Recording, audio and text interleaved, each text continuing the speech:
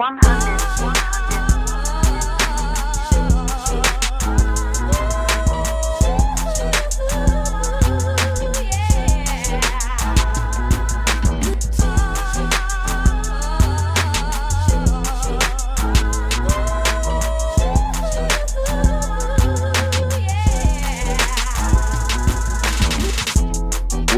we officially started?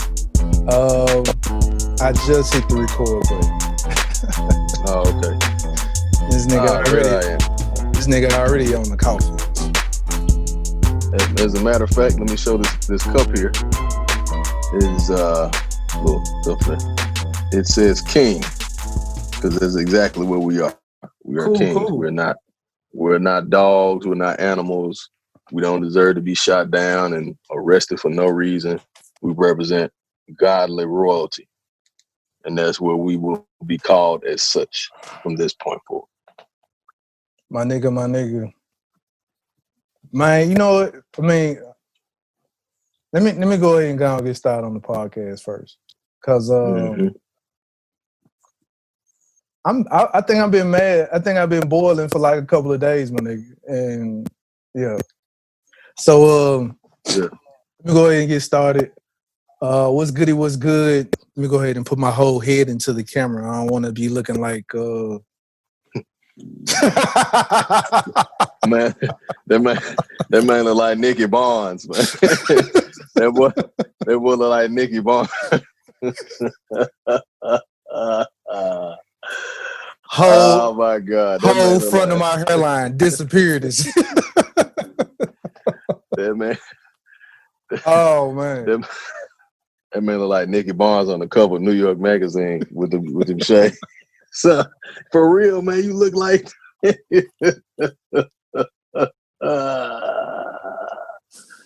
got that blue magic. God. I got that blue magic for you.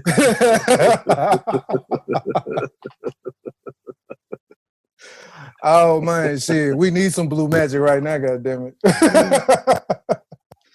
Some natural blue magic, not none of that white. Yeah. None of that white, off-white, none of that stuff. Let me go ahead and get started going with the intro real quick. What's good? I am your host, Jason. JWILLDOES it. And I got my guy, Ivan, the Grizzly, the Great. That would be me. What up, homie? What's going on, man? Man, what's good? What do, man? Man, you already know what's been going on. Man, crazy times. Crazy times, man. Crazy times. Not necessarily surprising, though. Like, we knew this stuff was going to happen at some point, right? It's been boiling over for a while. Yeah, it's been boiling over for a while. It has been. It's been boiling over. It's been boiling over for a long time. It's just it's what it is. It's what you get for, it's what happened is you poke the bear. Keep poking the bear, keep poking the bear, keep poking the bear. Something's gonna happen. But I would think that the bear is the justice system, not us. Nah. See what's happening is, man. We're the bear in this situation? Yeah, absolutely. Hold on, because can you hear me? Is my mic going in and out or something? No, I can hear you. I can hear you. All right. Yeah. No, the people are the bear. Because, man, no system. If you look at history tells us that no system lasts forever. You look at the fall of Rome, right? You look at any empire, Persians, Egyptians,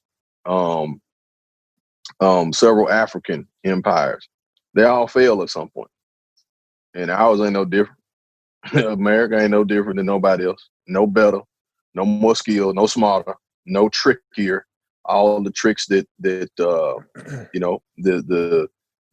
system uses to get over on black folks and brown folks and everybody else. Them tricks been used before. We just happen to be in a place where they used everybody else's tricks in one big trick. But time fixes everything. You know what I mean? And You know, it's just one of them things where you sow a seed. It's universal law. You sow a seed, the seed gonna grow, and whatever come out the ground that you put in there is gonna come out. It ain't gonna be no different. When you sow discord and evil and you steal from folks and you kill people, what you think gonna happen? Same thing coming back. You know what I'm saying? So this country was started on war and pillage and raping and taking from folks and looting, violence and looting. Exactly. Boston Tea Party. You know what I'm saying? What's crazy and what's pissing me off though is like, so the protests and everything is going on, right? Mm-hmm. And while we're protesting, you are being blamed for the looting because you're out there protesting.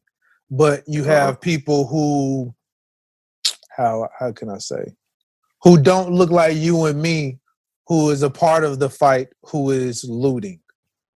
That's the first thing. Then, so now they are doing the looting. The president comes out, hey, if y'all looting, we shooting. But when they come on the scene, who they shooting? Us. While we just protesting, you dig what I'm saying? Cause perfect example.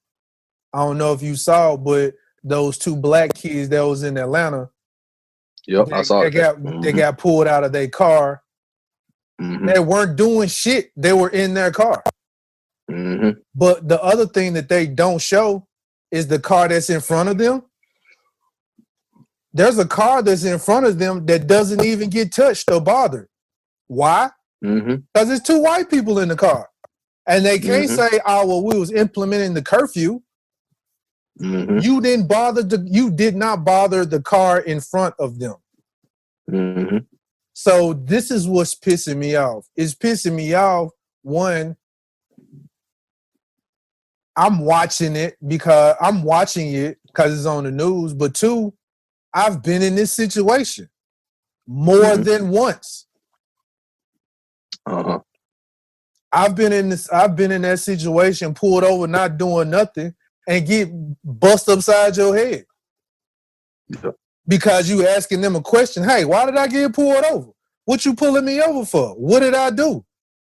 A question I'll tell you in a minute. Right there. Exactly. Then they'll tell you, I'll tell you in a minute. Just give me your driver's license. No, dude. For what? Now you're fishing. Now you're fishing to see if you can find something on me. That's not the reason why you pulled me over, though. Right. So, no just cause. No probable cause, rather reason to, you know what I mean? Oh, this is a routine check. Yeah, okay. I've been okay. I've been George Floyd. The only difference is I survived from the ordeal.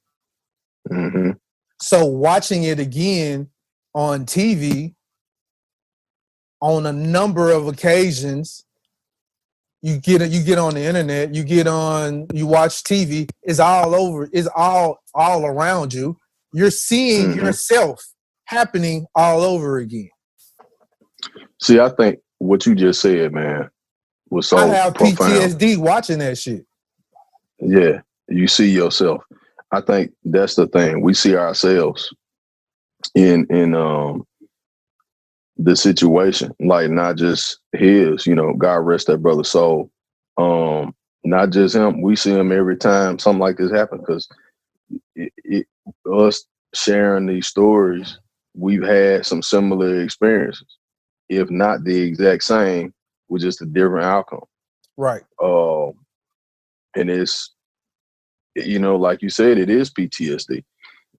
You know, I mean, and we don't get the benefit of having therapy or counseling after an ordeal like that. You know what I'm saying? You know, you get pulled over, man. If we act out, we call thugs because we act out from this incident that has happened to us, a traumatic incident. Yeah. excuse me, excuse me. Sadly enough, it's always, you know, what's funny? People always focus on the effect rather than the cause, right? This person's is being a thug. This person is acting out. This person is, upsetting and tearing up stuff or whatever. But they never deal with the reason why that person is responding right to something. You know what I'm saying? Like, that's a response to an initial action. If I'm frustrated because check this out. In the situations that we've been pulled over by police, or harassed by police rather, just being real, harassed by police, they don't get reprimanded. Like, we don't get to go to court and file charges. We at don't all. get to, go up to the precinct and talk to the lieutenant about the situation and get it handled. Like, we don't get a chance to do that. We have to go through that, be humiliated, right? Be humiliated. And they love to do it, especially when it's a woman in the car. They really love to do it then, because they want to visibly Humiliate her emasculate and you in front of your, humiliate her and you, and especially do it in front of her to show her that your nigga ain't got no power, right? Right. He can't protect I got you. him under. He can't protect. He cannot. There's the other thing. He cannot protect you. So mentally, that picture is taken, and that plays over and over in her head, right? Mm-hmm. Even though she is concerned about you, at the same time, she realizes my man really can't do nothing for me in this situation. And if he does, he's going to die right in front of me, just like Philando Castillo. No ifs, ands, or buts. Nope, no ifs, ands, buts about it. He's going to die right in front of me. You see what I'm saying? So once that happens, you're done with it. You get your ticket, then you wind up getting a ticket, or it's like, oh, I'm sorry, we got the wrong person. Oh, and you get let go. And let's explain this part. Let you not sign that ticket. People don't understand. You can go to jail according to the laws. You can go to jail for any and everything. If they give you a speeding ticket and you don't sign that ticket and they want you to sign the ticket, they can take you to jail for that. Yeah. Yeah. If you don't take that citation or sign that citation, they can take you to jail for that. Yeah. I mean, it's basically, if they tell you hop on one foot and I say, no, I ain't doing that shit, I'm going to take you to jail for that. Yeah. Yeah. Causing a disturbance. Like, I want people to understand when the police say what resisting arrest. Now, while they say, oh, he was resisting arrest, I'm going to let you know what resisting arrest is. I've been in resisting arrest. Resisting arrest is, hey, sir, put your hands behind your back. My hands are now behind my back. When they get my hands, guess what they do? They now jack my arms all the way up to my shoulder blades. Now, if you say, ouch, I'm hurting, you doing this, quit resisting arrest. Now I'm resisting arrest. Your body is going to function or respond in a way when you put it in an uncomfortable position. If you got my arms behind my back trying to get my hands to touch my shoulder blades, my arm is going to react or move to try to get a little comfortable in this position. If you got your knee, if you got your knee on my neck or you got your knee on my shoulder blades and I'm on my stomach, my body is going to fidget in a way so I can breathe, so I can get a little more comfortable. A police officer writes on his report, this nigga was resisting arrest. He was fighting with me. My nigga, you got 4 dudes on me. Damn real, I'm resisting arrest. I'm protecting myself. I'm trying to keep you from self-defense. I'm trying to keep you from stomping me in my head. I'm trying to keep you from stomping my chest and my ribs. But I'm supposed to just sit there and take that shit. That's the shit that I hate when they word resisting arrest. Yep. Because It's basically you do anything outside of exactly what you're told. Right. And you can do exactly what you're told. And they'll holler out, quit resisting. You seen that before, right? Seen somebody laying on the ground, ain't moving. They're saying Right. quit resisting.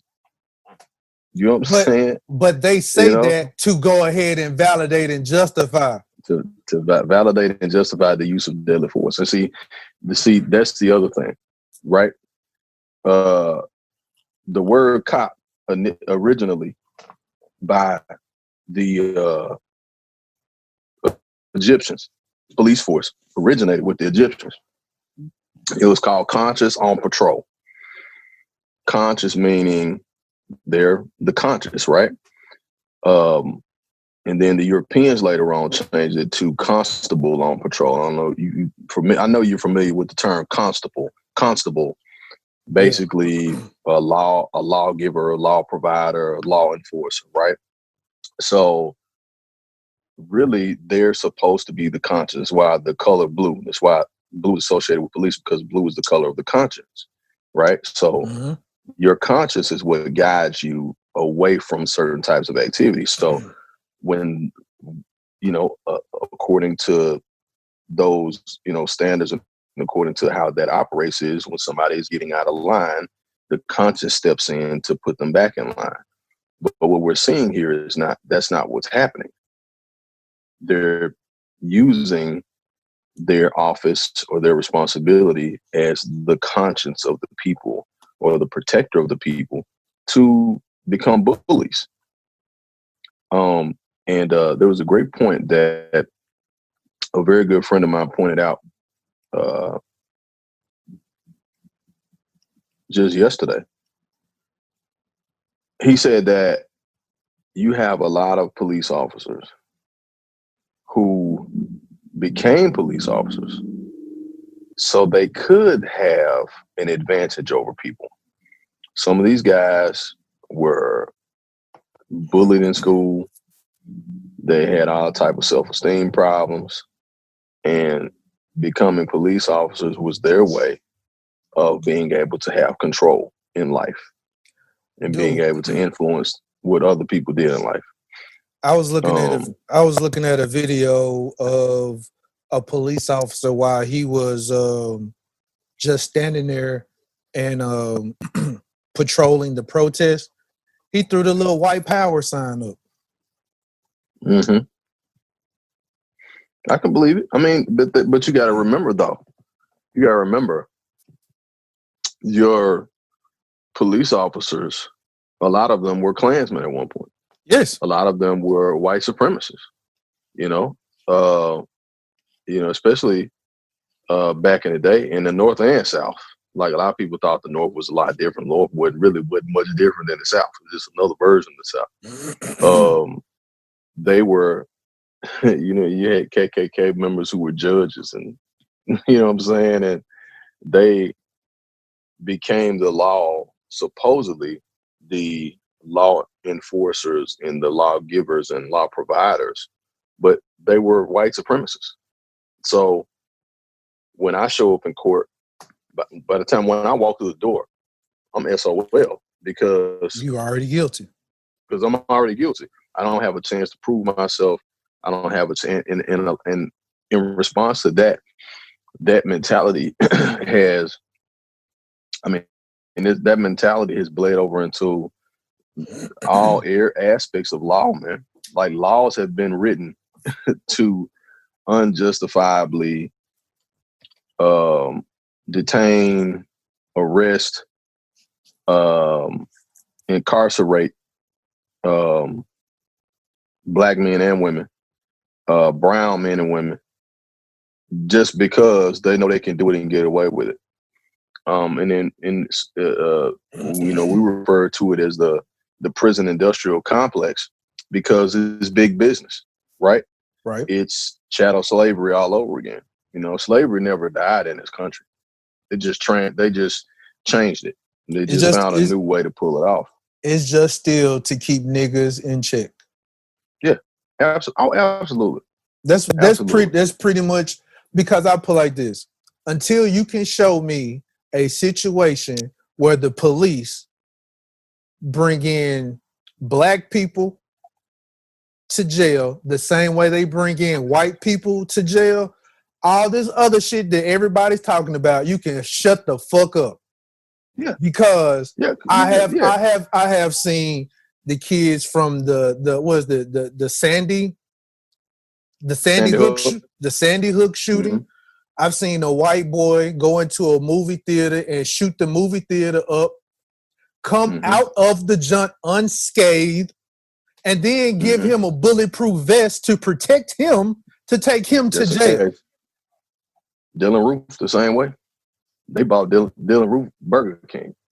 But you have, I don't know how many situations of us who don't have a weapon, who ain't harmed nobody, who could have just taken a bag of fucking potato chips and died that evening. And like probably didn't even take the chips. Like exactly. Probably didn't even take the chips. Yeah. This one that stole the shop, somebody in there said, "Oh, he looked like he's doing something wrong." Right. They show up and then I walked in the store, didn't buy anything, and left. Oh, he must have stole something. He didn't buy shit. Yep. But see, people don't realize. Until you have the high anxiety of, if I leave the house, I might not come back alive.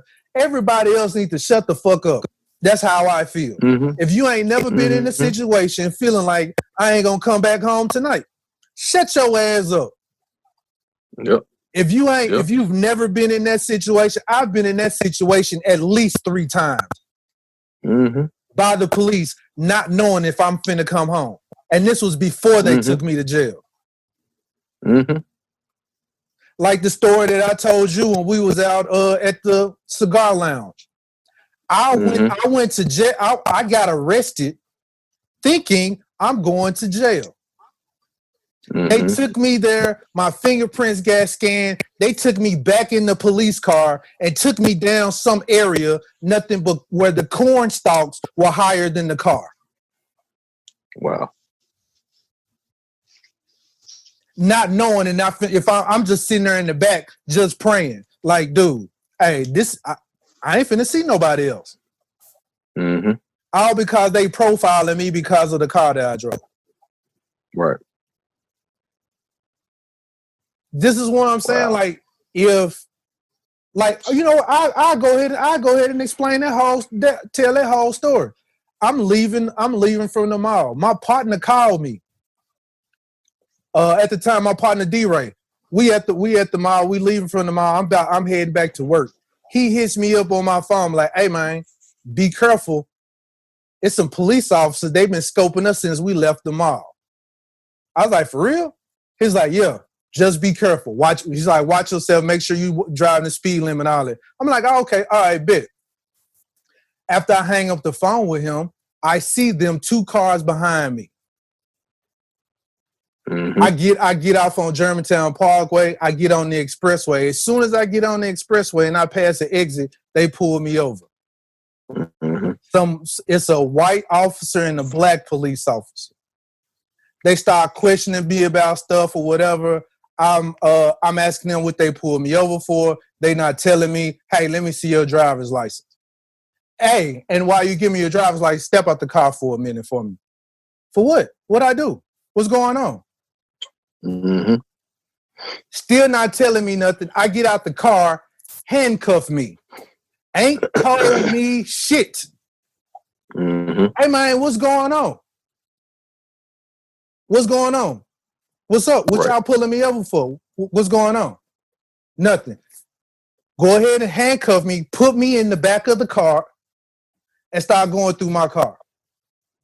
Now they're asking me questions. Hey, where you going? Where you headed to? Why are you coming from the mall? Illegal search and seizure right there. Now I'm sitting in the car. They didn't call a tow truck, get my car towed. I'm going downtown. Still ain't told me jack shit while I'm going. So I'm sitting there telling them, "Hey, I was on my way to work, but my police officer friend is gonna have a field day when he find about this shit." Mm-hmm. So I get downtown.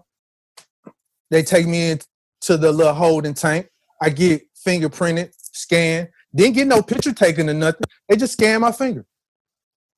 Mm-hmm. Then next thing you know, they like, "Hey, come on, let's go." Where we going? I ain't getting processed? Nah, let's go.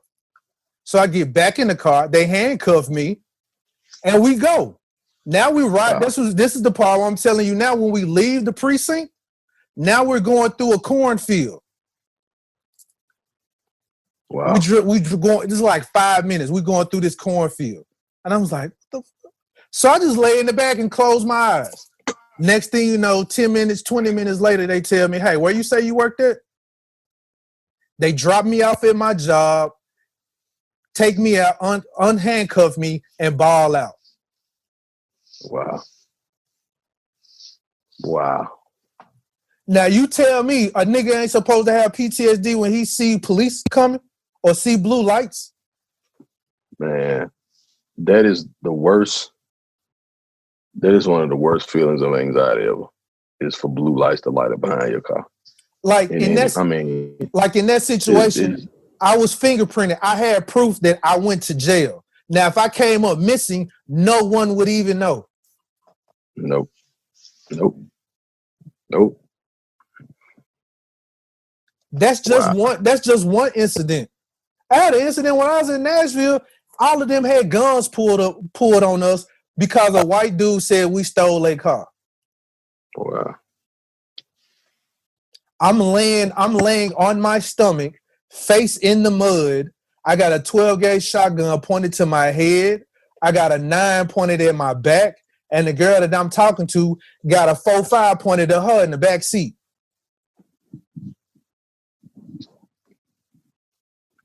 Once that whole ordeal was over with, we couldn't get no badge numbers. We didn't get an apology. We didn't get none of this shit.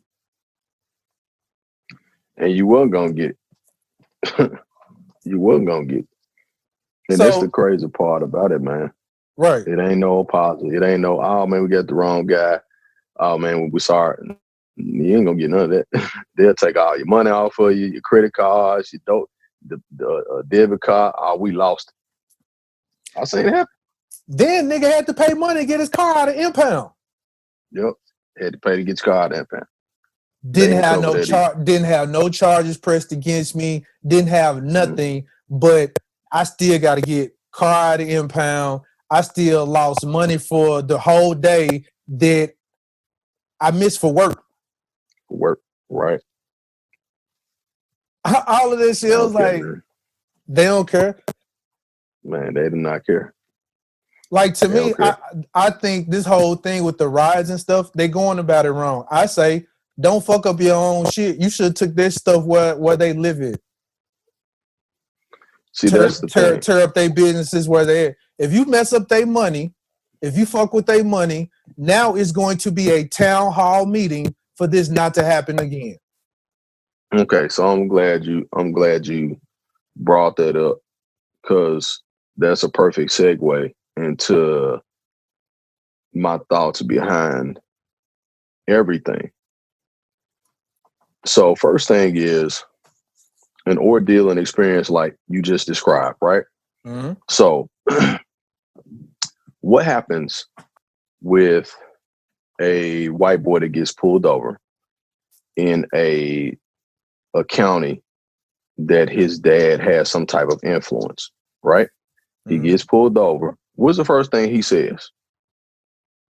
I'm gonna tell my dad what happened, right? Yeah, I must don't know my dad. You must don't know my parents. There you go. You must don't know my dad. Who's your dad? Mr. So-and-so, so-and-so. Oh, wow. Yeah, he'll have your job for that. That's economics. You know what? Can't say that, because whatever the just saw today, whoever the mayor, some mayor, he has a black daughter. The mayor was white, but I guess he's married to a black woman. He got a black daughter. The daughter got arrested at the protest, and she still was sent to jail. Now I'm not sure what happened with that whole ordeal with that, but it don't work all the time. No, it doesn't. What I'm talking about in the case of white boy getting pulled over, gotcha. Usually it works for him. Yeah. You know what I'm saying? Because his dad can affect somebody's pocket. I'll have your job. I'll call my mom. She's the assistant DA. She'll have your job for this. Like it's always something that affects somebody economically. I'm still here. So cool. So here's a few things. So the first thing is you have to cut the head. You have to cut the head of the snake off before you kill the snake. So the head of the snake, you have to look at, and I think, we may have talked about this a while back. The God of America is commerce, it's economics, it's money, it's capital, it's cash. That's where you aim first. You cannot organize a national blackout or whatever the case is, telling people what not to buy. It typically doesn't really work very well. However, we know that not just neighborhoods are burning, they're burning up retail. They're burning up businesses. And the understanding is, there's some what we call agent provocateurs, right? People who are inserting themselves in a situation, causing problems to make the protesters look like vandals, right? Dude, do you know they've been dropping out pallets of bricks in them areas? Yeah. Just like they've been dropping guns off in Chicago for years. I mean, they're literally right before the protest starts, they dropping out pallets of bricks and stones for people to throw. Yeah. There's no coincidence there. It's no coincidence. So affecting the system financially first, because that's what they lean and depend on, is money. Mm-hmm. When you affect that, then it gets people's attention at that point in time. So, and you're absolutely right. Burning up your own stuff is going to do no good. It's not going to help you, right? It's actually hurting you, right? Because what happens is you burn your own stuff up, and then they come in and buy for dirt cheap. They come in and buy for. So somebody filed insurance claim, they sell the building, whatever, and then they come back and buy your stuff up. So so your place is demolished. Now you got to go and get a loan again. The bank is going to refuse the loan. The bigger corporation comes through, swoop up and buys your lot. Now you're renting from them what they wanted in the first place. What they wanted in the first place. They were just waiting on you to tear it up for them and make it cheap for them. Exactly. So that's when why. You go out. Go ahead. No. When you go out to, your affluent retail places and start setting stuff on fire, then you're going to get some people's attention. Exactly. Get some people's, because we can't have this. We can't have this happen no more. They can't mess up my building. They can't do this because now you're fucking with their money. Right. Also, the other issue is the influence of fear in our decision making causes us to argue back and forth with each other about stuff that's not even really important. And I'll give you an example. I saw some arguments about, what about black on black, which we know is not really, there's no such thing as black on black crime. The argument that goes back and forth when we talk about police brutality and police murdering unarmed citizens, people always bring up, oh, we killing each other. So if we weren't killing each other, they wouldn't be killing us. Man, fuck. And I hear people say that, and I'm like, y'all must don't remember they were shooting and letting dogs loose on nonviolent marchers and protesters in the 60s. They weren't shooting anybody. They weren't killing each other. They were actually really calm and laid back, right? And folks were shooting at them. They killed King. You could be militant. They still kill you. They killed Malcolm too. Like, the police are escalating the issue. Oh yeah. Like, absolutely. I'm seeing people who are standing hand in hand. They have their own little barricade, and police officer is either coming through, pushing you out of the way, mugging somebody, or snatching somebody out of the crowd and escalating the whole issue, or pepper spraying them, or shooting them in the face with a rubber bullet. Yeah, which people, and I saw two pictures earlier, is a white lady and a white guy. A white guy lost his eye. Yes, I saw that too. Other lady had a gash so large in her forehead, she probably had to have surgery. Yes, to get that corrected. Like they're like, oh, they say rubber bullets don't do damage. Like, yes, they do. They just don't kill you. That's all. They just don't kill. They just don't kill you. That's all it is. It just don't kill you.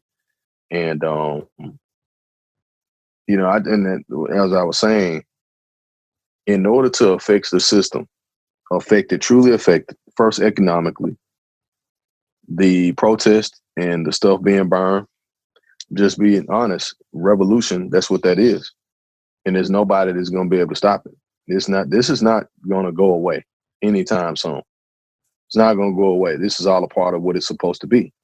When people revolt, now you've got some people who are truly upset about the brother's murder. And you got other people just anarchists. They just want to see it all fall. Dude, right? From looking at the crowd, it looks like 80% are anarchists. Yeah. 20% is the protesters. Yeah. Yeah. I'll probably agree with that. They just want to see it all burn. Or you know what? I might even say I say 60-40. Probably so. Yeah. And simply because that's just a part of it. That's what you're going to get. Right? Because I feel weird. I ain't gonna say I feel weirded out, but when I see the image of the protesters, it's weird that you see more white faces than black in it, John. Well, I won't say it's weird for me, and I'm gonna tell you why. Because America's founding fathers, right? America's foundation. If you go through time and you're looking at what you're looking at now, is those are the grandkids and great grandkids of the great grandkids of slave owners, right? So they feel guilty. Also, well, there's another there's the guilty march. But also they also feel neglected. Remember, the youth, any type of revolution that takes place is always going to involve the youth of that country, because they feel that everybody looks down on them, right? We're not gonna take it, right? They feel looked down on. They feel like nobody's listening to them. I mean, just think about it. Go back to the 80s, rock and roll 80s. Like that was the attitude, right? Right. Of those kids. And so these kids now, let me tell you the difference with these kids now. The difference is they're really not afraid of anything. Because think about what they've seen in the last 10 to 15 years. Economy's been trash, basically. They've seen people get murdered on TV. Like, we weren't seeing that growing up. We weren't seeing that. They see people get murdered on video games. Yeah, exactly. All the time. So yeah. There's a desensitizing effect, and there's also an effect of like, nobody's going to tell me what to do. So you have us who have come along. We're fighting the student loan thing, the job situation, right? they're coming behind us, and then the group behind will actually, the millennial group, which we kind of fall right on the edge of that. And you have the Gen Zers, right, who are basically like, ain't nothing left for us anyway. You know what I'm saying? Right? It ain't no Social Security for y'all. Y'all can't pay y'all student loans back. So what we gonna go to college for, right? Because America ain't help y'all. They sure ain't gonna help us. And that's not just black kids. There's brown kids. There's white kids. There's Asian kids as well, right? They don't care about pretty much anything, and they're going to take the attitude of, hey, I would much rather see it all burning than sit here and live through what y'all live through. Why not set it on fire? Maybe maybe something will come from this. So, and then in the midst of that, here we are still fighting for the same things that our grandparents were fighting for, right? Right. However, in the situation that we're in America, the picture is going to be much bigger. In order for us to get what we want, the bigger picture is going to come into play, because there are other people who are mad and upset at this system for other reasons. You see what I'm saying?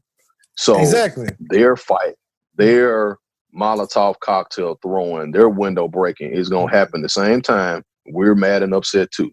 So the system is going to get all of it. It's going to get upset black folks that you've been mistreating and doing wrong. You're going to get people who've been underpaid for the last 30 years, right? You're going to get blue collar white folks who feel like, man, but jumping on that plight, jumping on that bandwagon, don't do us no favors. At the end of the day, yes, it does. Yes, it does. Because while they're jumping on that bandwagon, what we're complaining about is going to get brushed under the rug like everything else. I can't breathe thing. This ain't the first time we couldn't breathe. That's what I'm saying, Jay. This is not what we're seeing right now. Is not normal. What we're seeing right now is this didn't happen with Trayvon. Like, people were upset and people were mad. People in Hong Kong are standing in front of police and cussing out the system. People in the UK are cussing out the system. People in Denmark are cussing out the system. Yeah, I saw New Zealand protesting earlier. Yeah. So this Trayvon was just the beginning. This situation here, you can definitely tell the difference. The energy is different. The atmosphere is different because everybody's mad. Everybody's mad. And the key for black folks is the thing for black folks is black people are going to get what we need to get because other people have seen and other people have watched and other people have seen us deal with this, that, and the other and said, wait a minute, why y'all constantly bothering them? What did they do to y'all? If it wasn't for them, it wouldn't be no America. So now, obviously, yeah, they're going to jump on a bandwagon because guess what? They know if it's happening to them, if it's happened to us, they've got a piece of it too. And there's some folk who think, who have assumed over time that they were okay, and they realized during this COVID-19 thing that they in the same bag we in. You understand what I'm saying? So now they mad. You know what? And I thought black folks had it bad. I guess what? I'm telling you, Jay. Man, nobody will never have it as bad as we have it. I didn't say that. I didn't say that. That's not what I'm saying. What I'm saying is that other people have started to see what the system has been denying them as well. If you go back into the 60s, I'm going to tell you, go back in the 60s, do your research. The Black Panther Party, and this is anybody that's watching this and listening to this can go back and fact check this. The Black Panther Party and poor white folks were linking up at that particular time, because guess what? Food programs, you had poor white folks in Tennessee, Georgia, Alabama, Mississippi, who were worse off than Negroes in the projects. And they were talking to each other about how to get the system fixed to where everybody could eat. You had black folks in Harlem who were doing better than white folks in New York City. But because they were white, most people assume, oh, they white, they okay, they're gonna be fine. But because we're taught to be survivalists by nature, we just didn't complain about it. We just kept on, we just dealt with it, right? Because we were used to it. There was a time where the Black Panthers and the Sons of the Confederacy rebel flag, they sat down at the table together and said, "You're upset, I'm upset. Now what you mad about? What I'm mad about?" And the white boys said, "Guess what? The rich white boys are getting everything, and getting us to vote for them, and we're not getting none out of it." And as you can see, after that sit down, we still getting shitted on. So sit down didn't get us nowhere either. That's not what I'm talking about, Jay. I'm not talking about that. I'm talking about people are seeing that the system ain't for nobody. The system ain't for nobody. Understand this. It's only for those who. It's only for the corporations. Let me tell you something. Racism exists, but classism is really the dog. Is really the elephant in the room. It's classism, because classism uses racism to do whatever it is it wants to do. But classism is the elephant in the room. When you fix classism, you're gonna automatically fix racism. You know why? Because class trumps race. That's why. Check out. Understand this. The only difference between a black billionaire and a white billionaire is you got color, right? You've got how they came about becoming a billionaire, right? What resources that they have, where their money may be tied up in, and so forth and so on. The only time that black billionaire, and I think Jay-Z talked about this a while back, he said that it was a club in New York that he couldn't get into to go play golf, right? He's Jay-Z. There were clubs at one point in time that even Tiger Woods couldn't get into. He's the best golfer in the world. Mm-hmm. But after a period of time, we gotta kind of become a little lax because that's Tiger Woods or that's Jay-Z or so forth and so on. Racism at that point in time, it was really more so about, oh, it's this black guy trying to come in this club. But class, they really couldn't do anything with them with class at the level that they were. So race in that particular instance was acknowledged. But over the big picture, class is really what it's all about. Because guess what? Black folks in this country have to deal with this, right? Blue collar whites, middle class whites have to deal with this. But they seem to have, they've thought over time, because they've been tricked to thinking because they was white, that they had it so much better than us. And they've been wrong the whole time.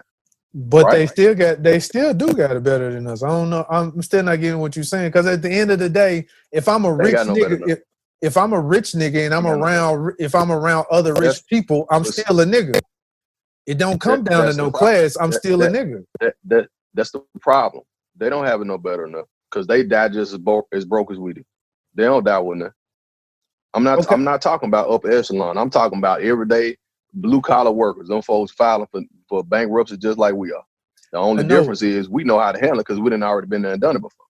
We know how to survive. They do not. They don't know how to survive. They don't know how to grow their own stuff. In response to your classism analogy is what I'm saying. If I become a rich nigga and I'm around other rich people and I'm in that new class, I'm still a nigga. It don't have nothing to do with class. It's both, Jay. It's both in that situation that you're talking about. It's always going to be both. That's why I use the example of Jay trying to get into the country club in New York that he couldn't get into. Why? Because they viewed him as a nigga. You see what I'm saying? Because we us now talking about us, and I agree with what you're saying. We always gonna have both. we always have to deal with racism and classism. Right. You see what I'm saying? Us, right. us. I'm talking about us. We're always gonna have to deal with that until it's fixed in some way, whatever way God decides to fix it. Man, In the big picture, the big picture is classism. The biggest picture is classism. Point blank is classism. Who's the elite here? Who calls the complete shots? Who says who's gonna work? What industry we're gonna deal with? How we're gonna make our money? How we're gonna cycle this money through the economy? Man, and that's why I said, you want to attack the animal, you go after the head. You got to go after the money. Period. The only way that's gonna change is if we just quit fucking with them. We take our money. We quit. I put like just like this talk we had at the cigar bar. Quit trying to integrate and just have your own. Remember what happened to Oklahoma. Remember what happened to the Black Wall Street. They bombed and blew them up. Okay, but in this day and age, it's more of us than it is of them. Listen, what you're saying is absolutely true. The problem is this. You got too many of us who have become comfortable with being in bed with them. They think they can't survive without them. They think they can't survive without master. But see, that's what I'm saying. Once we start to come together and be united and say, hey, fuck them, we just got out. Because if you think about it, everything that they enjoy come from us. Well, it'll come from our work, from us creating it, putting it together. Their entertainment, their entertainment, their TV shows, the things that they like to eat, everything that they enjoy has come from us. Mm-hmm. Yeah, absolutely. So that's what I'm saying. If you take all of that, all right, if you take basketball away, most of them niggas, you take football away and you have your own football teams, you have your own basketball team, like what Ice Cube is trying to do right now. If you do all of that and say, hey, I ain't fucking with y'all no more, you're going to have to come our way and do this, that, and the other. Guess what? It's going to be some things that's going to be changed. Because because ain't nobody going to watch a whole bunch of white boys play basketball. No. It'll be cool for a moment, but after a while, you're going to want to watch something, you're going to want to watch the games that you used to watch. The entertainment that you used to have. So my question is, with that being said, and I thought about this a long time ago. Because I throw this in here too. Wherever you go in America, there's always a Chinatown. They keep their own, and you come to them if you want anything of that nature, of that culture. You come to them. Correct. You don't go to other white people to go get their culture. I mean, you can, but you go to Chinatown and they all live amongst each other and everything like that. That's what I mean. Remove all of your stuff and let all of us live amongst ourselves just like they do. We try to integrate and live in Cordova, live in Collierville, try to be amongst them. They don't want you amongst them. So stop it. Have your own shit that look nice. Mm-hmm. We don't want that. We want to be around them. That's my thing. That's the shit that be pissing me off. Like, quit trying to run in behind them. They don't like you. Well, I don't think I for a lot of reasons, I don't necessarily think that black folks do that just because they want to be around white folks. And you have to understand black and white flight. It's a sign of showing being affluent, living amongst them. Yes. Yeah. But you also have to realize that when somebody has, so I'll use this as an example. When people live around conditions that have been subpar for so long, they want to find, okay, they typically use the the house that the white folks buy, or the white person buys, or whatever, as the standard or the rubric, because they have a nice house, they live in a nice neighborhood, it's quiet, it's no shooting, it's no Right. blah blah blah, right? Right. So they look at that, and it's because you always have to remember this programming that's involved too, right? Because that's shown on TV. You hear about the white picket fence, the dream home. Um, I grew up in this type of environment. Now I want to go and live somewhere where it's quiet, where my kids can go to a better school. You know what I'm saying? I can have this nice crib or whatever. I don't have to worry about nobody stealing my stuff, blah, blah, blah. So that idealism is sold to you. On the other hand, obviously, you want to bring your family up a safer environment. So you feel like, hey, if I move to this particular area, then I won't have to deal with the stuff I've been dealing with before in my old neighborhood, because in my old neighborhood, the school is bad. I got to worry about somebody trying to take my stuff. I can't go to the local grocery store because they ain't hardly got nothing in there. So if I move to this other area, I can provide a better standard of living for my family to stay with me. So when I do go out there, I'm not accepted, I'm not comfortable, but it's better than where I came from. So I would much rather be a stranger in a foreign land than be a familiar in a land where I got to worry about not getting what I need to live, and so forth and so on. Back to what you said about integration. When Dr. King pushed integration, later on, he changed his stance, and a lot of people don't talk about this. But Dr. King changed his stance before he passed, and he said that I felt like I integrated my people into a burning building. Malcolm, on the other hand, taught separation. Um, uh, Elijah Muhammad taught separation. Stay amongst your own, build your own. In my neighborhood growing up, when I grew up in South Memphis, Macklemore, Edith, Walker Avenue area, Mississippi area, everything in that neighborhood, everything you needed, from your grocery store to your dentistry to your pharmacist to your entertainment to obviously your schools, everything was black owned and black ran. We got our groceries from a black grocery store, Jones Big Star. Boss Ugly Bob's was a street over where you could go buy your tapes. The corner stores were black. Taylor's gas station at South Parkway in Mississippi was black owned. Doc Pippen's Pharmacy on Mississippi, black man. My black college, shout out to LOC, was right around the corner. So everything that we needed to live, black right there in our neighborhood. My black bank, Tri-State, wasn't far away from there. So I experienced living in a neighborhood and growing up in a neighborhood that everything we needed, it was right there. It was all black. I'm gonna tell you what happened. So why is it that why is it that now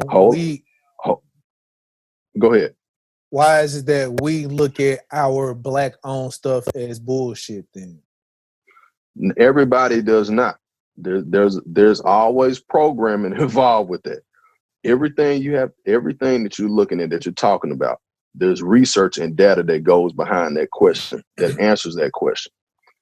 The reason why is because when we just talked about why people move into those other communities, because visually, mentally, it looks better if I go to this particular jewelry store because the lights, it's more well lit. It's a fancier sign. It smells better in there. It's in a well lit atmosphere. And it makes it seem like that, oh, it's so much better. But the jewelry itself could be garbage, right? The black jewelry store, it closes a little bit earlier. The prices may be a little bit higher, but it's actually authentic product. But we tend to think, oh, because it's in this particular area, it's better. Automatically, we assume that because that's what we're shown. You see what I'm saying? That's what we're shown. So that's been going on for years and years and years. And you have to deprogram people to understand that you can get quality stuff from your own people. The only issue is that it takes time to deprogram people, because we weren't programmed overnight. We weren't programmed overnight. We were programmed over a span of time, a span of years. So it takes time to be deprogrammed. And when people associate lower quality with their own, it's because sometimes our stuff is lower quality, not because we want it to be. It's because we can't afford to have higher quality stuff. You go into a restaurant or you go into a store, the black business owner is running on 40% of what the white store owner is running on. So instead of having 10 employees, he's trying to run it with 5, right? Right. The product is good. Me talking about a black restaurant, and I hate it when people do this.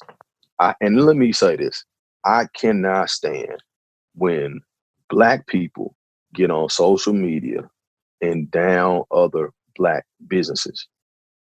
Call the business, reach out to the business, tell them direct your issue is. And usually it's say, only one time. Usually it's only once. Usually it's only once. But because we've been programmed to dog each other out, go to that business owner and say, hey, I had a bad experience this particular time, or I had a not so good experience. Dude, as a matter of fact, what can I do to help it get better? And you know I'm gonna tell you about us in that exact situation when it's a white store. We could be followed around that joint. We could be we could get smart remarks from the store owner and all of this type of stuff. We'll complain about it, and then we'll say, "Oh, he must think that I can't afford none of it."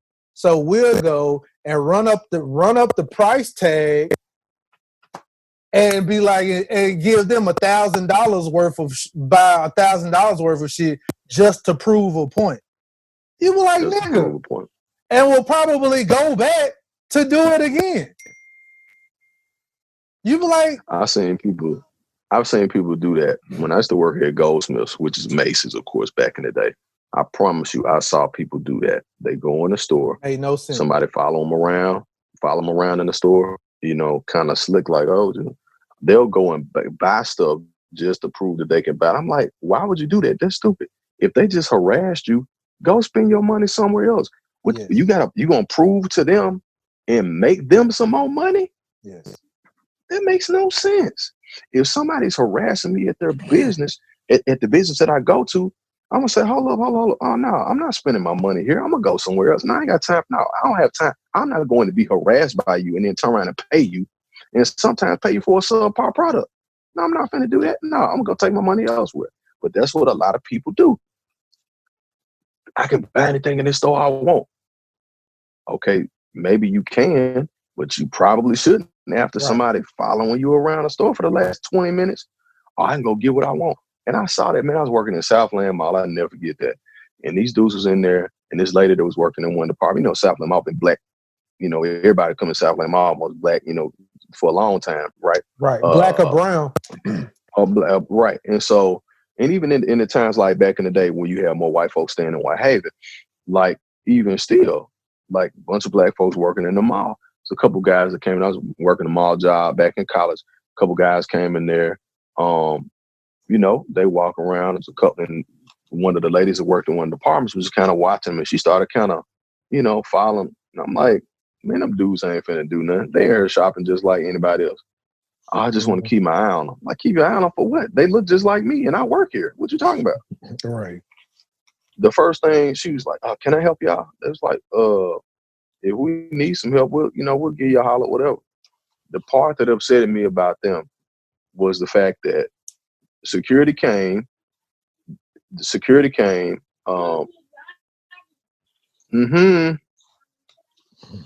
Yeah. That's my daughter. She's so precious. I love her so much. Like Dad, why do you have that ugly hat on? That is not what she said. So she's like, Dad, that hat is so fly. She was like, Dad, they had it so fly, man. Like, why do you have 3 of them? And she was like, why is that guy look like Nicky Barnes in that square next to you? Hey man, don't pull them glasses down no more. You need to keep them just on. Cause man, that 7 here is sticking out. That boy look like a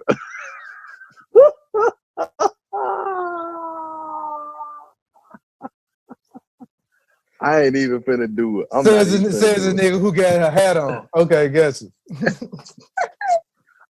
So let me go ahead and put my joint on.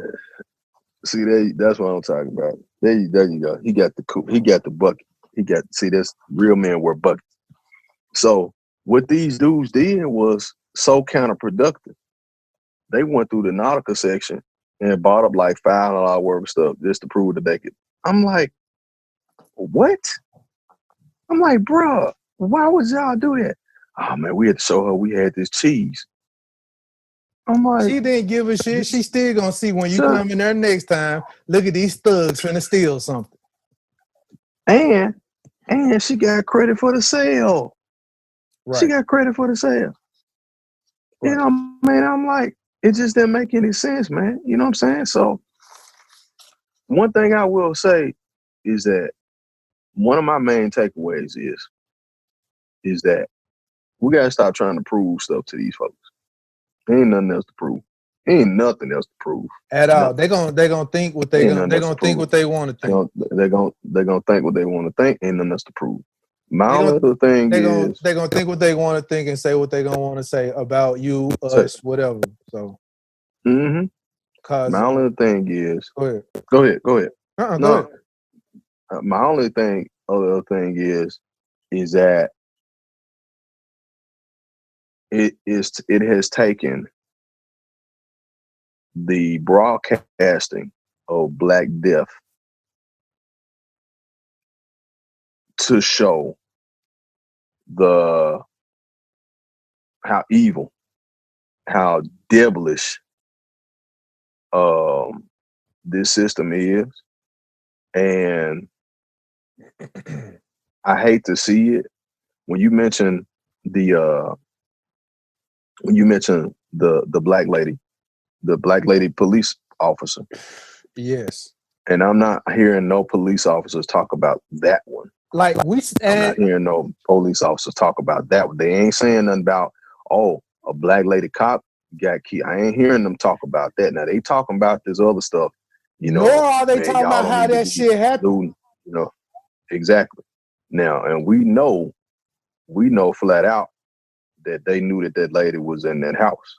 So y'all didn't know that lady lived there? My nigga, the dude that was living there, they charged him with the murder. Yeah. So y'all didn't know that she stayed there. Police run in her house, kick in her door, don't say police or nothing. Brow. Oop. Don't say oops, my bad. Walks up out the house and leaves. Yep. And the nigga who was there at the house gets charged for her murder. You're like, what? Yeah.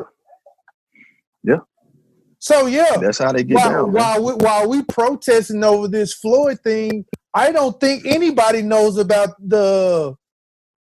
what is her name? Shoot. Wait a minute. Hold on 1 second. You just sent it to me earlier. Is it Breonna Taylor? Yeah, Breonna Taylor.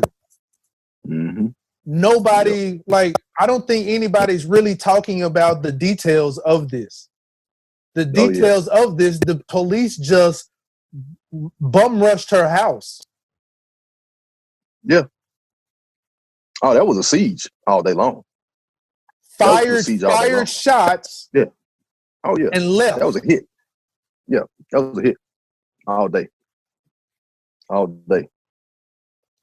So mind you, although this George Floyd thing is horrific, and my nigga wasn't doing anything, because you shouldn't be dying over if it's a bounce check, a counterfeit $10 bill, $20 bill, whatever, ain't cause to die over the joint.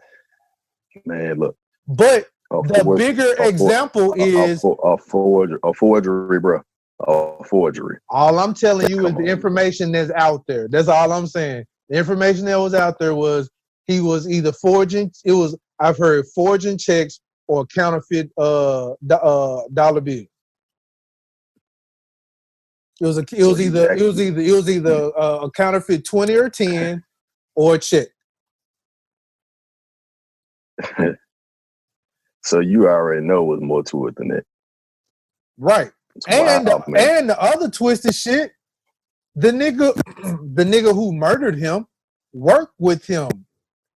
They worked together. Mm-hmm. So that's the other crazy. That's the other crazy shit. Like, you don't know this nigga, not nigga. Yeah. We worked at other clubs together. Like, fuck out of here. Yeah, but, he knew him.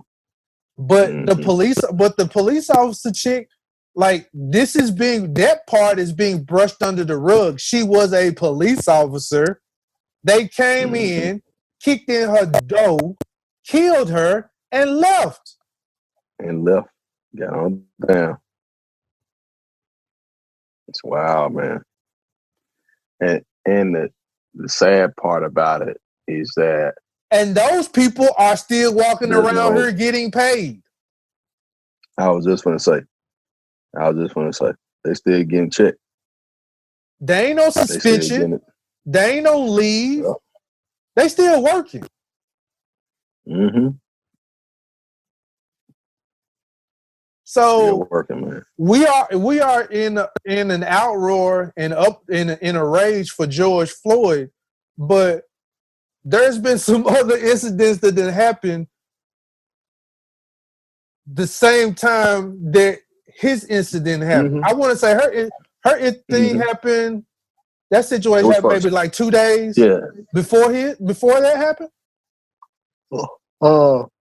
It was before. I don't know about 2 days, but it was before. It was like right before, and it made national headlines. But I guess because stuff is happening so fast, you got so much evil going on at one time.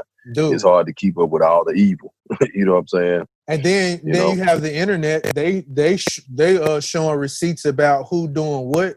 There was one they came up and showed that some dude, a cop, Jacob Peterson, he was the one that was caught smashing the windows out of AutoZone, who started that whole thing. It was a police officer. Mm-hmm. I also saw another incident where a bystander caught a plainclothes police officer getting out of a government vehicle going in as a protester. Mm-hmm. He was like, "Hey, who are you with?" He was like, "Oh, I'm just walking." And he said, "I'm with CNN." Then he went over to the government car. He asked them, "Hey, are y'all with CNN?" He's like, "Oh, we just over here just sitting around in the car." They police officers going in as protesters, starting shit. So it's like the police is on us on some real grimy gang shit. Oh man, look, they the biggest gang. They always have. They always have, man. They always have. That's why they figure they can get away with stuff like that. If people don't see the obvious racism by now from out of all of this, you are probably a part of the problem or just as racist. Because all right, if like I'm looking at the news and I'm showing when they show black people running out of a store, they're thugs and they're looting. The exact same store, you could see white people walking out of that junk with clothes in their hands. I saw a reporter saying, "Oh, I don't know if she. I would hope that she's not stealing. Maybe she's an employee doing this, that, and the other." She was giving her excuses as to why this lady was walking out with clothes in her hand. Yeah, I saw a white lady walking out a cheesecake factory with a whole fucking cheesecake in her hand. And they were justifying by saying that this lady was not stealing. They didn't say she was looting or none of that shit. They said that she was they said we think that she was an employee of this place. Word, employee walking out with a whole cheesecake, my nigga. I ain't never seen an employee walk out of the Cheesecake Factory with a whole fucking cheesecake. Word. She ain't got no Cheesecake Factory uniform on. She ain't got none of this. What nigga is at work right now? None. But you all of a sudden is an employee coming out with a cheesecake. Bitch, she looting. She was looting. They come up with excuses for the melanin deficient. But when it's black people walking by the store, oh my God, look at the thugs. They're looting, they're destroying property, this, that, and other. They are oblivious to the melanin deficient people who are doing what they're doing to the buildings. Man, because remember what we said, that's the privilege. It's automatic. It's like clockwork. When you see them, it's their programming. Because see, they're programmed too. They're programmed too. Call it for what you can't see it two different ways. If it's looting on this side, it's looting on that side. Yeah.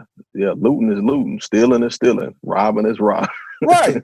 Not borrowing. It's borrowing when it's borrowing. Perfect example. When the Hurricane Katrina thing was going on, when the black people were doing what they were doing, it was called looting. Oh my God, they're looting. They doing this, that, and the other. When it was white people seen doing it, oh my God, look at them. They're scrounging for supplies. Scavenging. They're scavenging for supplies, trying to survive. And then you flip it over. You going through the Callio projects, the wards over there. Look at the thugs. They're looting. They're just destroying all the property. You're like, word? What glasses are y'all looking at? This is America, man. How is it different for two different people? Man, it's, you know. I'll put it like this. This is what America is. You have laws, but it only applies to a certain group of people. Yeah. And the laws are really supposed to be for the lawless, regardless. Right. For anybody who's breaking it, it applies to you. But apparently that is not the case. Not in our case, it's not. My nigga, I could have not committed a crime. I'm still going to jail. Man, quick, fast, in a hurry. Quick question. Quick question. All right. If me, you, Big Harry, and Skinny T, if all of us together, right? Skinny T decides to commit a crime. Skinny T, like, you know what, man? I'm finna shoot off. I'm finna go do so and so. We are with Skinny T. If Skinny T robs or ends up killing somebody, guess what we are going to do end up being with Skinny T? Accomplices. To murder or whatever the crime that he committed, right? Mm-hmm. No ifs, ands, or buts, no other questions about it, correct? No, that's right. Even if I stood there and witnessed the crime happen and I did not do anything, I am still an accomplice, correct? Man, you're going to get them charges. Exactly. We're going to get them charges. I'm going to get every charge that Skinny T got. Yeah, we're going to get them charges. We're going to get every last one. And not because there's evidence either. Exactly. It could be you can only see Skinny T committing the crime. You got our backs turned to whatever is going on that he's doing. We are still going down for that crime. Correct? Yep. Now Correct. do you see how the laws does not apply? Don't apply, man. Don't apply, man. George Floyd, it may have been the one dude that was holding that nigga down, but it's 3 other niggas that are there that said nothing, that looked at my man, that said, hey man, just move your knee over just a little bit, my nigga. Nobody checked my nigga like, hey man, move your knee. Hey, let's prop my nigga up real quick. They all are accomplices, but only one nigga is going to jail right now. Man, them dudes is probably, ain't no telling where they got them dudes at now, because they probably got them hid out somewhere. You know, they probably got them hid out somewhere away from everybody, protected, because not only they're accomplices to murder, they're witnesses. Yes. They're also witnesses. And one of the interesting things I think about this case that we'll see in the coming days is will they snitch on their partner? Well, there you go. Who's going to testify? Right? Who's going to testify? Will they call them to the stand? Will they make them have statements? What are they going to do? You know? How is this blue wall of silence going to work? Yeah. And again, in mentioning that blue wall of silence, I haven't heard a lot of cops talk about, you know, and I go back to this. I haven't heard a lot of cops talk about the Breonna Taylor situation. I see them chiming in on social media about Brother Floyd, you know, about what Black people need to do. I heard them talking about, you know, Black folks shooting and killing each other, as if we shoot and kill each other any more than anybody else shoots and kills themselves. I don't understand what that's all about. They tend to talk about that, but they're not talking about Breonna Taylor. I'm interested in why I don't see a whole lot of commentary on that. There's a lot of commentary about, Black on Black crime, you know, guys need to stop shooting each other, you know, maybe, you know, no. Tell me something about this Breonna Taylor situation, police. Like, she was a ranked officer. Why was this Black officer at home minding her business, and white cops pulled up and assassinated her with no defense? Where were the Black cops at? She was a ranked officer. Yeah. Not just regular police. She was like a lieutenant or something. Yeah. Where are the cops that are speaking out about that? Help me understand why y'all not talking about that. And you know, maybe y'all can help us understand some other stuff. But if we can get y'all to talk about that, help us understand why that lady died, for what reason. It wasn't no accident. They wasn't pulling up to do no drug bust. They knew that was a ranked officer at that house. See, you understand what I'm saying? So the Floyd junk just went viral. It went so viral that it is overshadowing the Breonna Taylor junk. And it's almost like from a media perspective, yes. Yes. So from a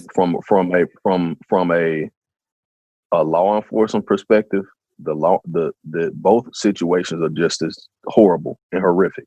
Yes, but from a law enforcement perspective, they should be speaking about that Breonna Taylor situation just as much. They should be talking about that just as much.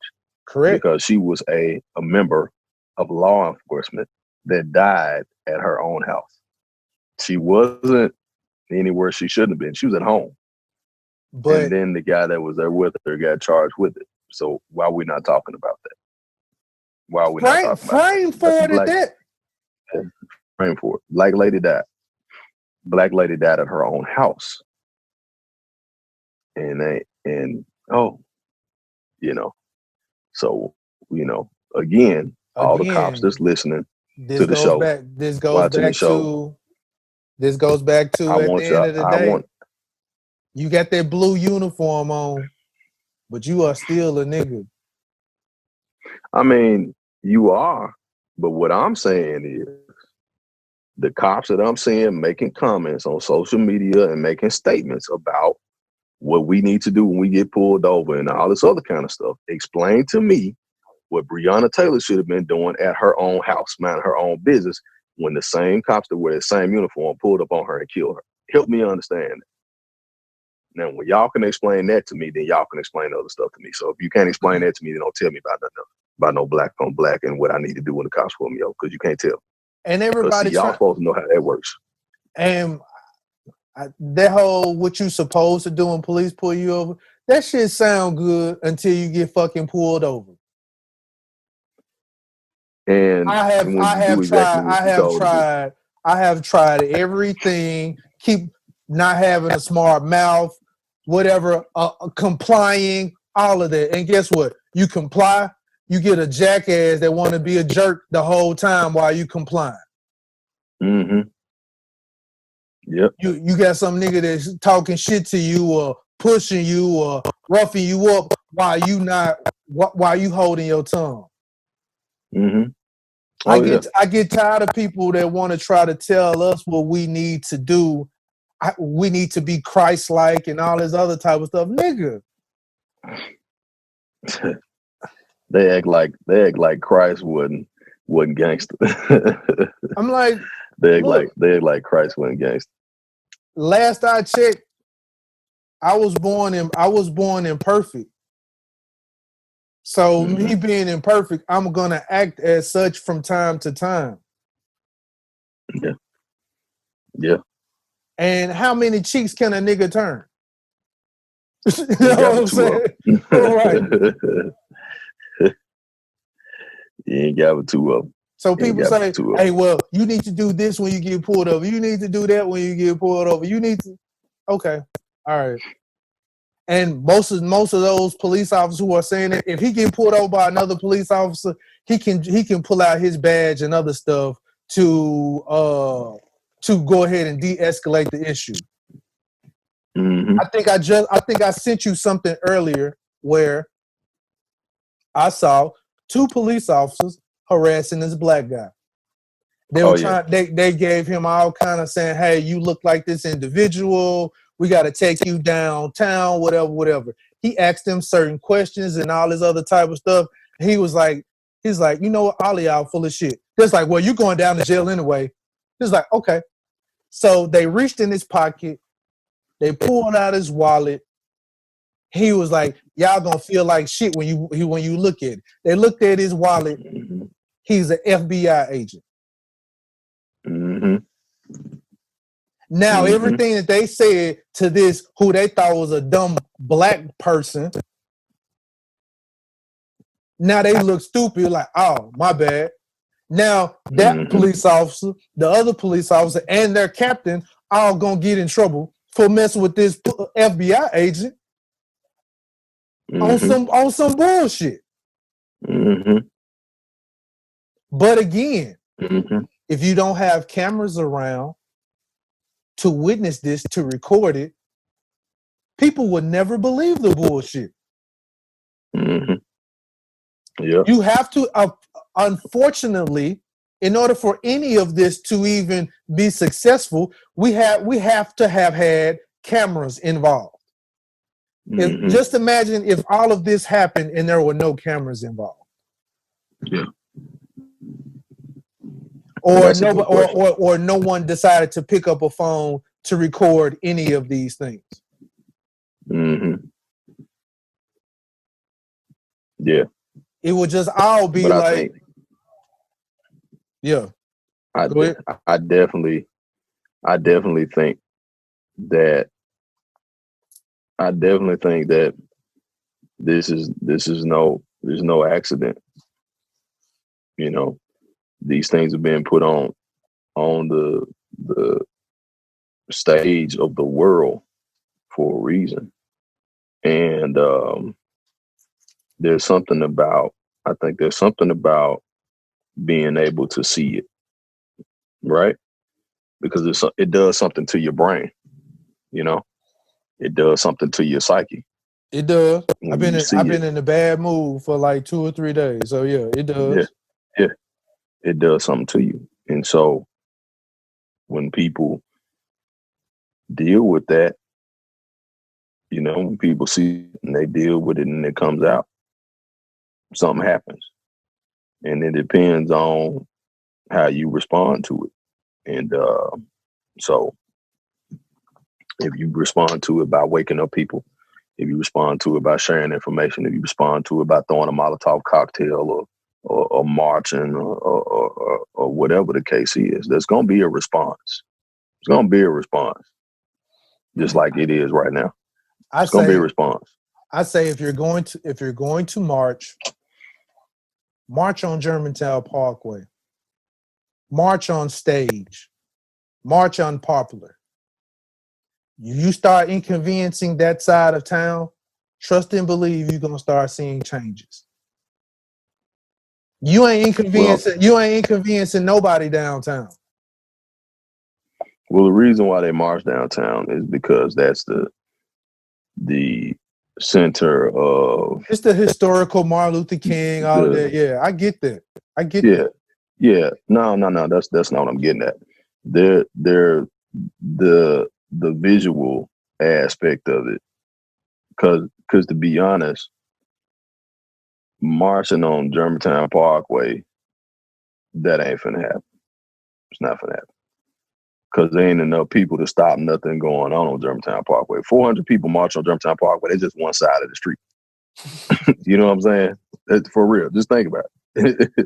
This is one side of the street that ain't blocking no traffic. In my opinion, this is just my opinion, and I'll kind of leave these as my closing thoughts. My opinion,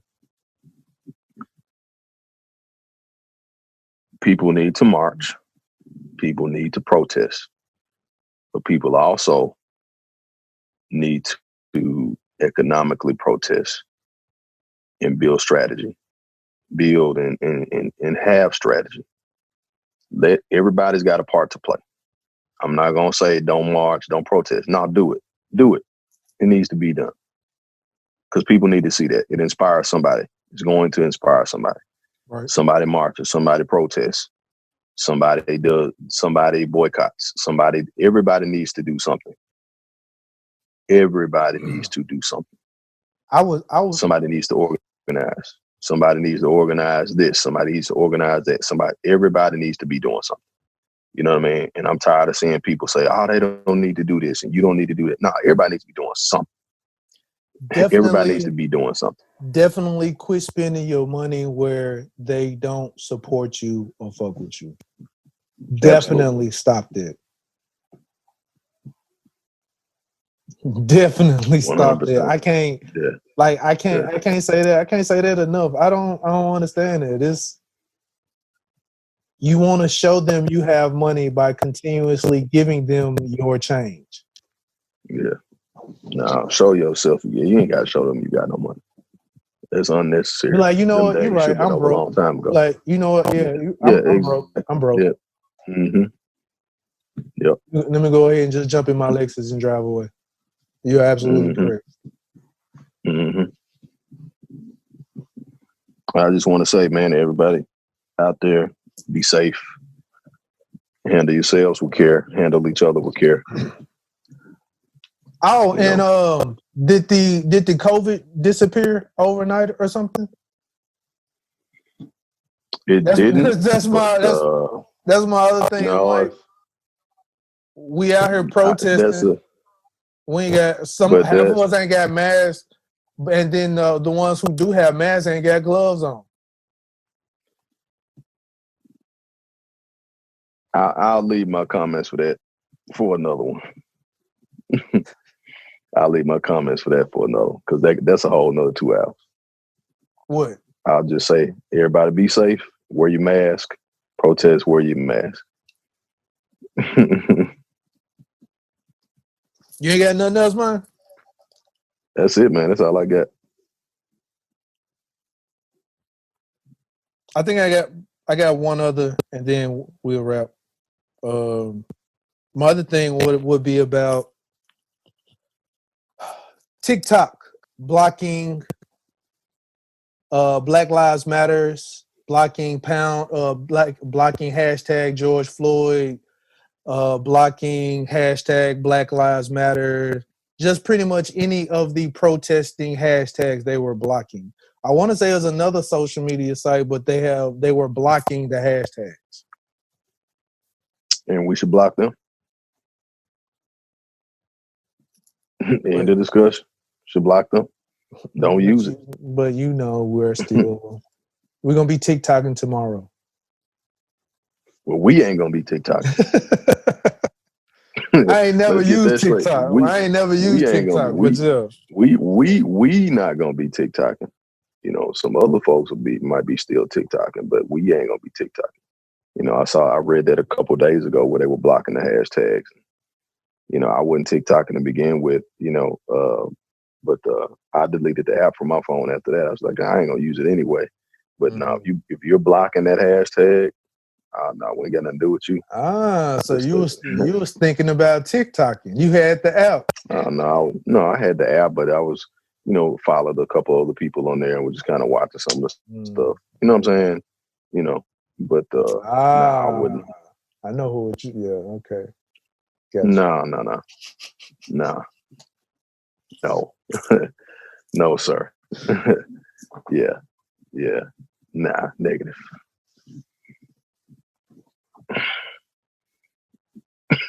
Man, this is for you. This is for you. This is not for anybody else. This is for you. Fuck around with your finger. Nothing wrong with it. It doesn't look like a wet. That doesn't look like a wet French fry.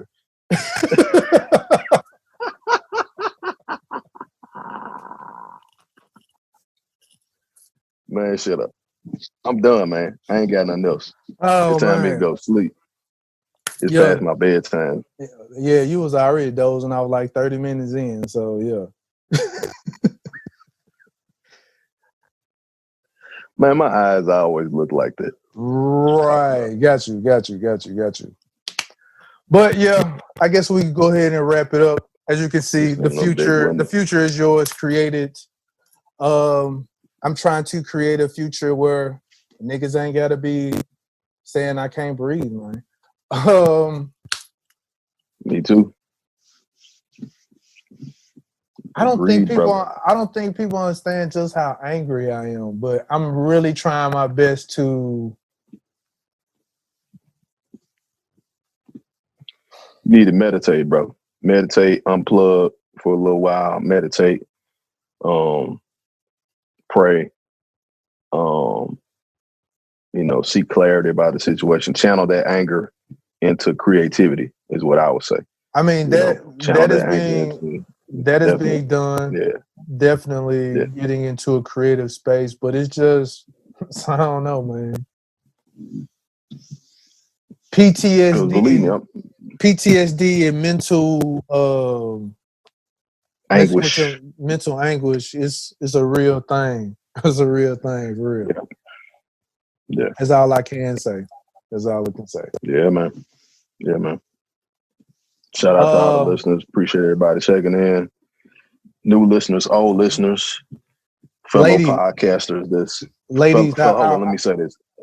Let me say this real quick. Fellow podcasters that are stealing our content. What? Thank you guys for listening too. Hold on, who's stealing content? Man, just go with me, please. Come on, man. Man, fuck y'all. Stay with me. Content. Now you should be throwing the wet French fry up for them. No, I don't need to throw the wet. No. I'm not throwing the wet French fry up for them. You know why? Because that means they're listening. Thank you guys for listening. This is true. That means we talking about something if you want to steal it. Man, we always talking about something. Exactly. I know. That's why people are listening. And that's why they're going to continue to listen, especially when we're on Sirius XM in the next year and a half, 2 years. Spotify. Sign that Spotify. Spotify. Yes, sir. On that Spotify. Yes, sir. That's what I'm trying to go for. Spotify. Joe Rogan just signed a nice little chick. Holla at Spotify. We're going to get that Spotify money. Right. It's going to get it. Yes, sir. Yeah, man. Peace to everybody. Peace. Be careful. I would like to say real quick, because we were talking about our black women our love for black women. Black women, we love you. Please just kiss your boyfriend, the nigga that you knock out from time to time. Give him a hug. Hey, real talk. I'm dead ass serious, my nigga. We need a fucking hug. Give us, we really do. Hug, give us a hug. Say, hey, sweetheart, I feel your pain. Kiss him on the forehead, whatever. Just let the nigga know you got his back. Period. Yeah. Because real talk, this shit right here, a nigga feels like he is by himself. I'm just, if you haven't said it already, just keep reassuring. In this situation, we feel like we are by ourselves. Yeah. But we know we're not, though. Right. We know but it's just like women need to be reassured in certain situations and instances. Yeah. This will be one of those times where this will have to be reassuring your man, the nigga that you knock off, whoever, the guy that you love, your dad, your brother, whoever. Right. I love you. I care about you. Just reassure, hey, you not by yourself. Yep. I understand your pain, whatever. But I agree. I would like to say thank you to all the A1 day one listeners who've been listening from day one, episode one. We appreciate y'all. The new ones coming along. You know what? I stepped out for a few. I didn't realize how many people actually fucked with the junk. So, hey man, I listened to your podcast, this, that, another, man. It was dope. I love to hear that. I appreciate it to hear that. Yeah. That's a great feeling to know that people actually really fucking with you. People actually really listening to what you got to say, and you don't feel like you crazy for thinking these things because they think the same way that you're thinking. So we really appreciate that. Please continue to tell other people, share it, retweet, whatever you want to do, pass the junk along, whatever. Thank you. We appreciate it. We appreciate y'all. What's this, Black Power? Face ass nigga. You know we gotta throw face ass in here, man, just to make this to lighten up the mood, to laugh just a little bit. Yeah. You gotta laugh to keep from crying, my nigga. For real, for real. For real, man. But yeah. All I can say is, man, just keep your head on straight. Yep, keep your head on straight. I'm gonna be like, what was it? I'm gonna be like Player Fly, in the words of Player Fly. Fuck them folks, buy that dope, spin with Mr. Rabbit.